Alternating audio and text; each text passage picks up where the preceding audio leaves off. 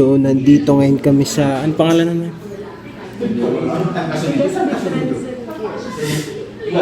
Basta gagawin namin ngayon, magpa-firing kami. No? Firing ba tawag doon? Ayan, magpa-firing kami. Tatry namin magpaputok. Isa lang kasi yung kaya kong paputokin eh. Eh, try tayo ng iba. So, waiting lang muna kasi may nakasalang pa.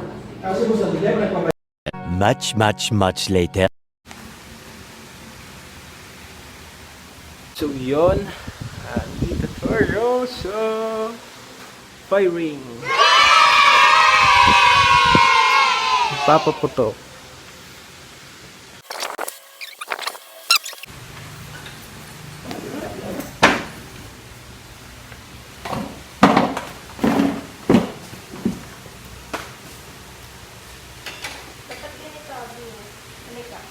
Ano?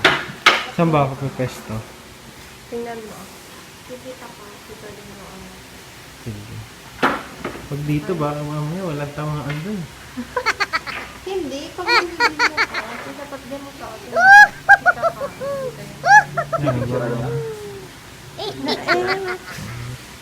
Wow.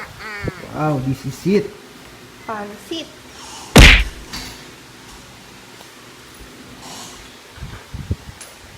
Natakot naman.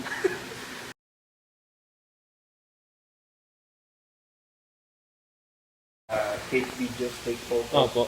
Mas maganda nga yun. Para at least na yung hawak niyo ng baril, alam niyo. Ituro ko na lang mamaya kung paano yan. Basta mamaya. So, ito po yung 4 rules of gun safety. So, rule number 1, consider a gun as loaded. So, I thought the gun was empty. So, this is usually the reason why accidents happen. So, if you always assume that a gun is loaded, ngayon, avoid accident. Papunta dun sa why. Okay?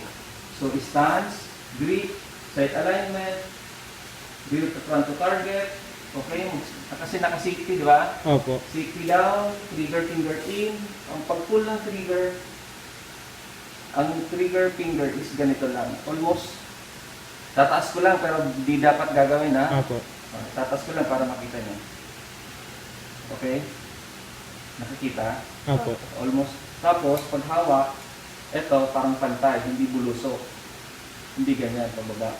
Kasi magkukos ng, ano yun, hahatakin ng finger mo yung baril pababa. Okay? Hindi rin masyadong pasok kasi magkukos din ng pinching left sa right-handed. Kung left-handed, pinching right. Kung ito yung daliri ko. Di ba sa laruan ganito? Opo. Naglalaro.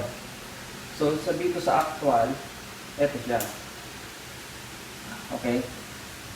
Almost, hindi naman tip na tip. Almost tip lang, may tira pa naman.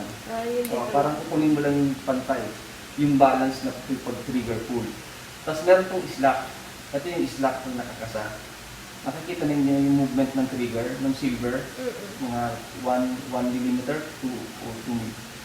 Ang tawag ng slack. Okay? So naka-trigger finger in na ako na.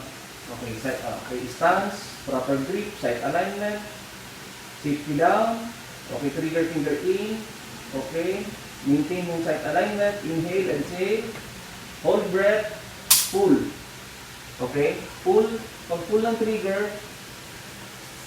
pull, trigger out, yung trigger finger, may recoil, sight alignment ulit, ito na yung follow through. So from rear to front to target ulit, follow through yon. Kasi pag may succession of shots, mag-trigger finger in ka na lang. So mas madali na, kumbaga nandun ka na sa target ulit. So yung gagawin mo, yung cycle na lang ulit na tinuturo ko ngayon. Okay? So ngayon, Pwede naman siya i-try kahit wala pang wala pang. Actually, oo. So ang tawag kaya, tinatanong ko kayo kung first time, may try kayo din muna bago pupunta. Okay? So tinuturo ko muna yung